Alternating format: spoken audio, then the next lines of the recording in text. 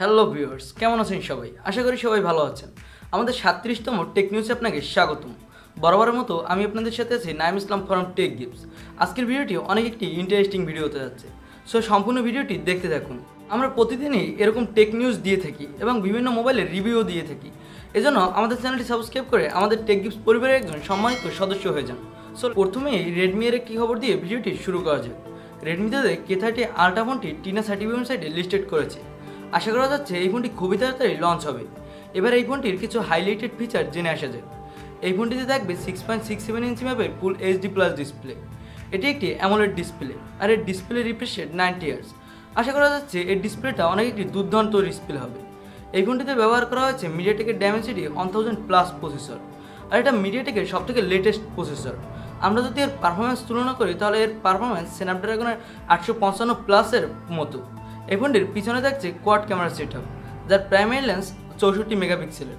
এই ফোনটির সামনে দেওয়া হয়েছে 20 মেগাপিক্সেলের একটি সেলফি ক্যামেরা। এই ফোনটিতে দেওয়া হয়েছে 4500 mAh ব্যাটারি, সাথে 30 ওয়াটের ফাস্ট চার্জার। এই ফোনটি 3টি র্যাম রম ভেরিয়েন্টে লঞ্চ হবে। এর বেস ভেরিয়েন্ট 6128 জিবি এবং এর টপ ভেরিয়েন্ট 12512 জিবি। ওভারঅল প্যাকেজটি দেখে ভালোই মনে হচ্ছে। আর এই ফোনটি রেডমি k30 প্রো এর আপগ্রেড ভার্সন। আশা করা যাচ্ছে এটা ঠিকঠাক প্রাইসিংয়ে আসবে। রিয়েলমি V5 ফোনটি নিয়ে তো আমাদের মাঝে অনেক পুরো খবরই শোনা গেছে। এবার এই ফোনটির সব কনফার্ম স্পেসিফিকেশন জানা গেছে। আর একথা তো প্রায় আমাদের সবারই জানা যে রিয়েলমি এর এই ভি সিরিজের ফোনগুলো হবে 5G ফোন, আর এই ফোনগুলো হবে রিয়েলমি এর পক্ষ থেকে কম দামি 5G ফোন। রিয়েলমি V5 ফোনটিতে থাকবে 6.5 ইঞ্চি ম্যাপের full HD plus IPS LCD panel. এই ফোনটিতে যদি অ্যামোলেড ডিসপ্লে দেওয়া হতো তাহলে আরও বেশি ভালো হতো। এই ফোনটিতে প্রসেসর হিসেবে থাকবে মিডিয়াটেকের ডাইমেনসিটি 720 প্রসেসর। এটি মিডিয়াটেকের একদম নতুন একটি প্রসেসর, আর এর পারফরমেন্সও মোটামুটি ভালো। এই ফোনটির পিছনে থাকবে কোয়াড ক্যামেরা সেটআপ, যার প্রাইমারি লেন্স 48 মেগাপিক্সেলের। এই ফোনটিতে দেওয়া হবে 4500 mAh ব্যাটারি, সাথে 30 ওয়াটের ফাস্ট চার্জার। আর এই ফোনটি 3টি কালার ভেরিয়েন্টে লঞ্চ হবে, গ্রিন, সিলভার অ্যান্ড ব্লু। আশা করা যাচ্ছে এর দাম বাংলাদেশে 20,000 টাকার আশেপাশে থাকবে। OnePlus 8T, যে ফোনটির কথা আমি আমার আগের টেক নিউজেই বলেছিলাম, এই ফোনটি এবার গিরিকবেঞ্চ সাইটে লিস্টেড করা হয়েছে। এই ফোনটিতে ব্যবহার করা হবে স্ন্যাপড্রাগনের 865 প্রসেসর, আর এর 12 জিবি র্যাম ভেরিয়েন্টটি গিরিকবেঞ্চে লিস্টেড করা হয়েছে। এর গিরিকবেঞ্চ স্কোরও ভালো। এর সিঙ্গেল কোর স্কোর 923 এবং এর মাল্টি কোর স্কোর 3288। আশা করা যাচ্ছে এই ফোনটির পারফরমেন্স অনেক ভালো হবে। তবে দেখা যাক এবার OnePlus এই ফোনটি কী প্রাইজিংয়ে নিয়ে আসে।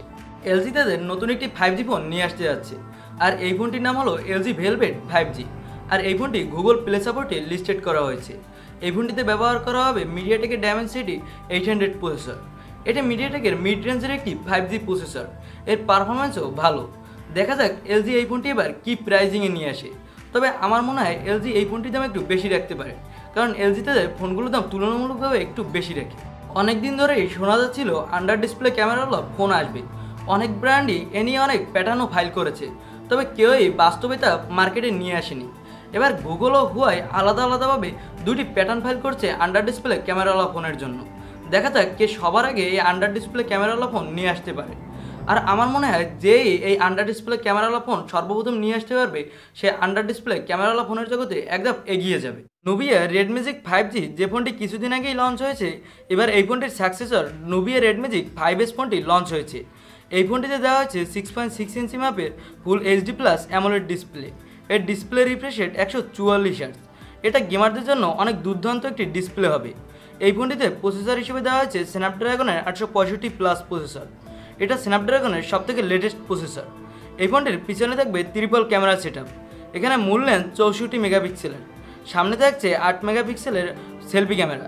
এখানে ব্যাটারি হিসেবে দেওয়া হয়েছে 4500 mAh ব্যাটারি, সাথে দেওয়া হয়েছে 55 ওয়াটের ফাস্ট চার্জার। এই ফোনটিতে দেওয়া হয়েছে LPDDR5 র্যাম, সাথে UFS 3.1 রম। এখানে আপনি অনেক ফাস্ট পারফরমেন্স পাবেন। এই ফোনটি 3টি র্যাম রম ভেরিয়েন্টে লঞ্চ হয়েছে। এর বেস ভেরিয়েন্ট 128 জিবি। এই ভার্সনটির দাম রাখা হয়েছে 40,000 রুপি। এর দাম বাংলাদেশে আসলে প্রায় 50,000 টাকার আশেপাশে হতে পারে। আর এই ফোনটি Asus ROG 3 ফোনটির একটা বেস্ট বিকল্প হতে পারে। এই দুইটি ফোনেই প্রায় সেম স্পেসিফিকেশনই দেওয়া হয়েছে, তবে Asus ROG 3 ফোনটির থেকে এই নুবিয়া রেডম্যাজিক 5S ফোনটির দাম কম রাখা হয়েছে। রিয়েলমি তাদের নতুন দুইটি ফোন আনতে যাচ্ছে, আর এই দুইটি ফোন TKDN সার্টিফিকেট সাইটে লিস্টেড করা হয়েছে।